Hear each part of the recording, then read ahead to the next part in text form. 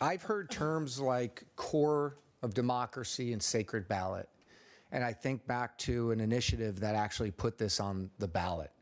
The voters chose to have advisory votes on the ballot, and the legislature is unilaterally going against the will of the people, going against that vote and removing it without their input. We've heard themes throughout testimony that the advisory vote should be at the bottom of the ballot, and we had an amendment to fix that. We heard that advisory votes were confusing, and we had amendments to fix that. We had amendments that said that advisory votes don't have any teeth, and we could fix that, and we tried to fix that. And we've heard that advisory votes are not binding. We tried that.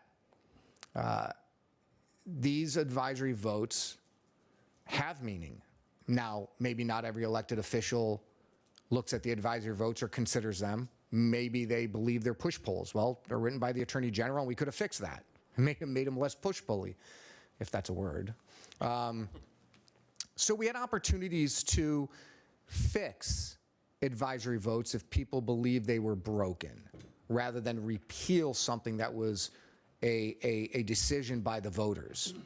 One big concern I have is not just the fact that we're unilaterally going against what the voters wanted, but that in many communities, and I know this in my community as well, there are few opportunities for voters to express their displeasure in what Olympia or Washington, D.C., or even their elected officials in non-campaign years do.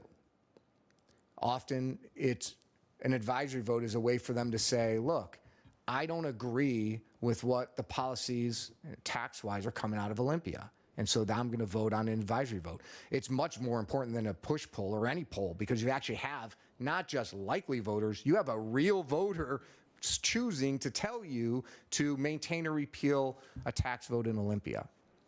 What I fear, in addition to repealing this unilaterally and going against the will of the people, is that folks in communities that are marginalized or feel like their voices aren't being heard are going to have one less opportunity to send a message to Olympia. And they're going to take out their frustration out on local levies, local bonds, and other local tax measures. We see across the state levies and bonds failing in communities that they really shouldn't fail.